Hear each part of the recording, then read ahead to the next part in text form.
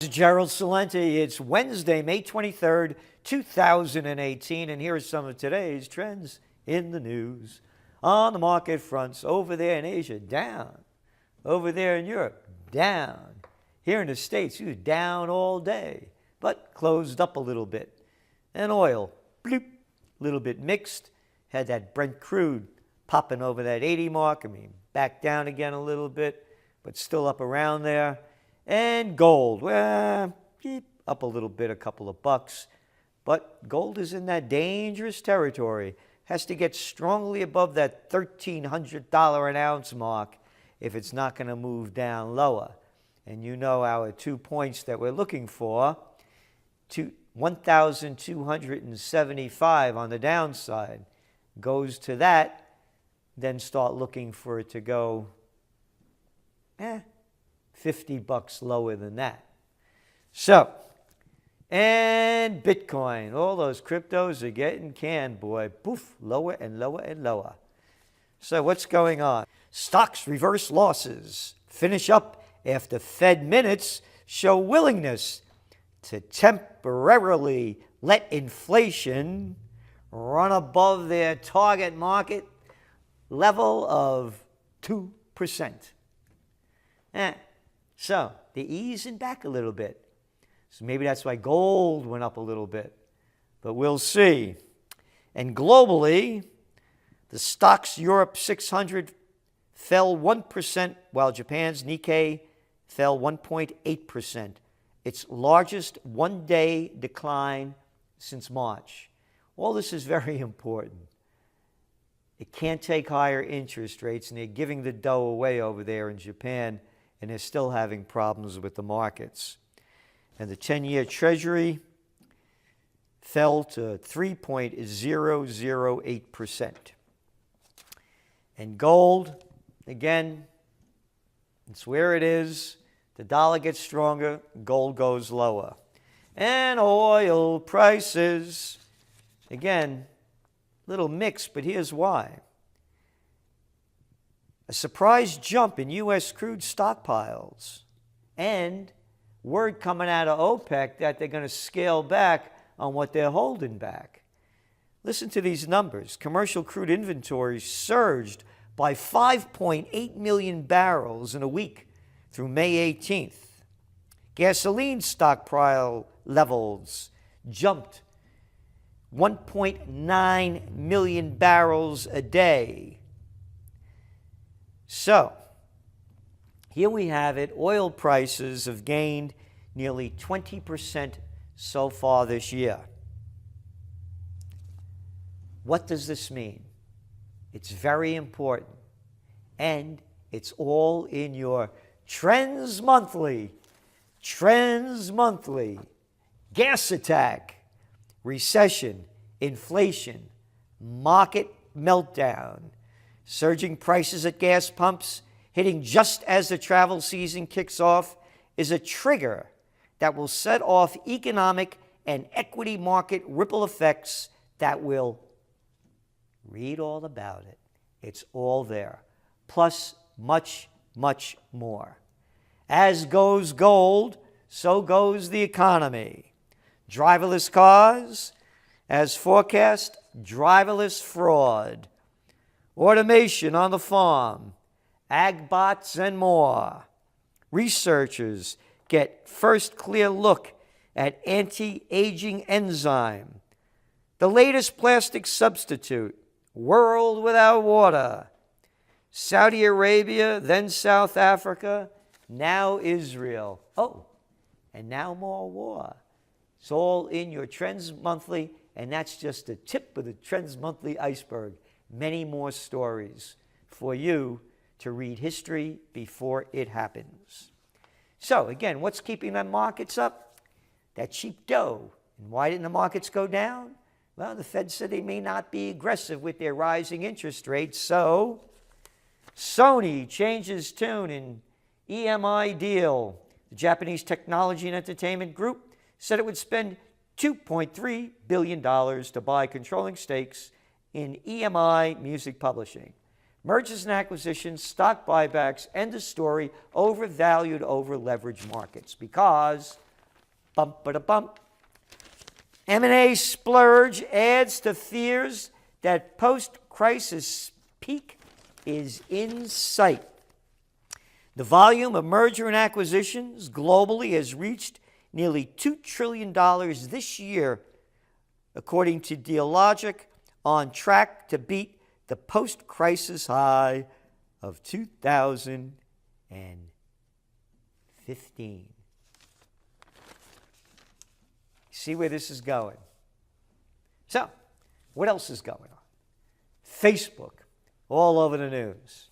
Facebook CEO skips tough EU questions.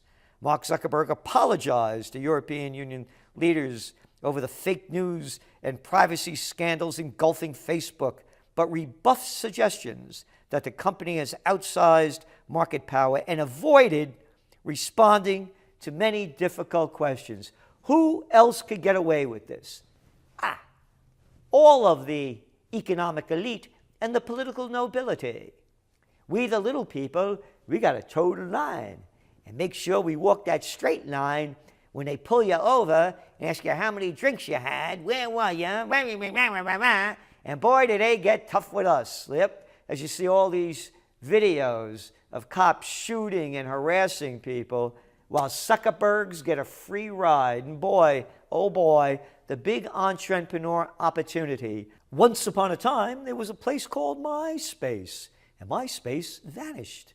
So too could Facebook, particularly considering how many people don't like it. So, an entrepreneur opportunity, and you gotta watch the trends to see where the directions are going, making connections in a globalnomic way between different fields. We talked about oil. We talked about gold. We talked about the markets. Copper. Dr. Copper. That's right. Copper is used in just about everything, from high tech to low tech. Industry to the highest in robotics, computers, you name it. A wide range. So as goes copper, that's usually a good signal of where the global economy is going. Copper misses out on commodities rally. After hitting nearly four-year high in 2017, copper prices have slumped this year. A worrying signal for the global economy, even as stocks, oil, and other markets have rebounded. Very important, we talk about this quite frequently, watch copper. And as we used to say in the Bronx, when we used to see the cops, what are pennies made out of? Dirty copper. And they didn't shoot you when you said that or beat you up. We were little kids. Now they would. U.S. banks log record quarterly profit. Isn't that great, huh? Interest rates going up, more deregulations, the bigs keep getting bigger, and we all become workers on the plantation in Slavelandia. And on those currencies, that Turkish lira keeps getting lower and lower. Turkish lira drops to new low. That's right, the currency has now lost 13% of its value since the start of the month. Inflation in Turkey, 10.8% in the 12 months to April, and expected to rise further because of currency's recent weakness. The pressure from the markets comes as Mr. Erdogan, over there,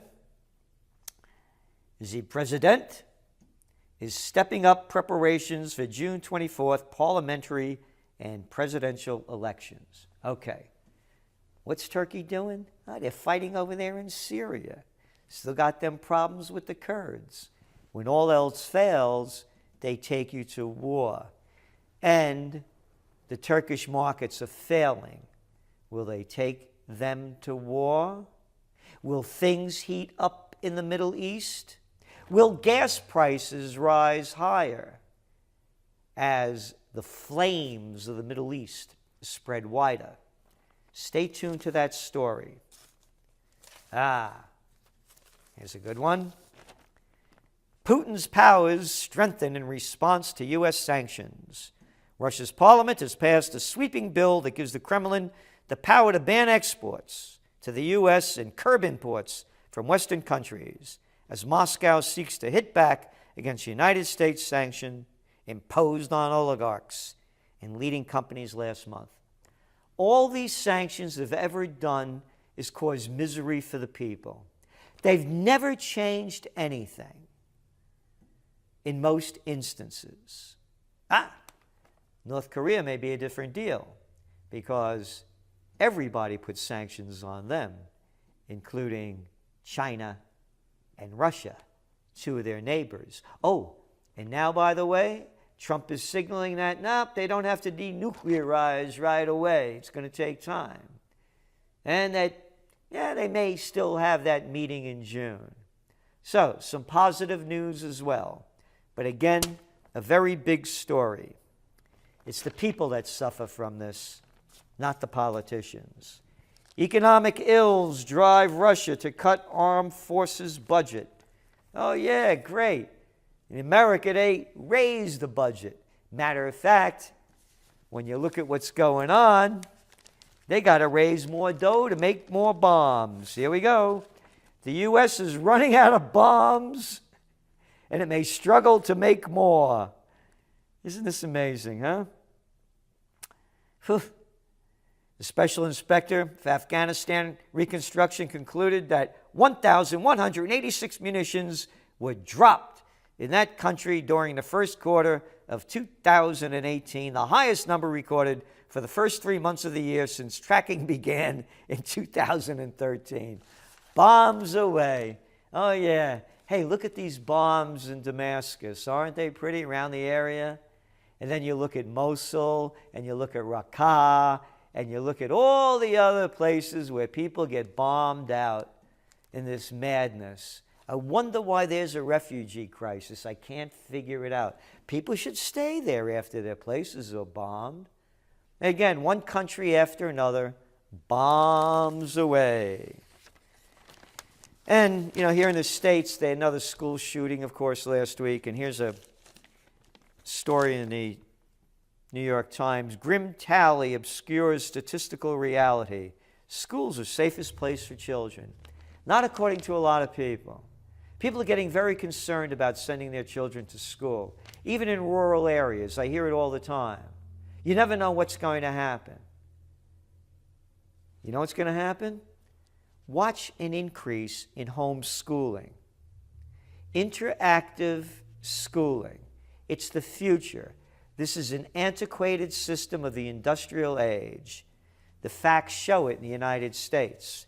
65% of public school 8th graders not proficient in reading, 67% not proficient in math, and they keep raising our school taxes to keep promoting a failed system like every other system that the government creates. Homeschooling. And what else do we have here? I told you about all them bombs dropping away over in Afghanistan. Yeah, record numbers coming in. Doing a great job over there. Scores killed in attacks across central Afghanistan.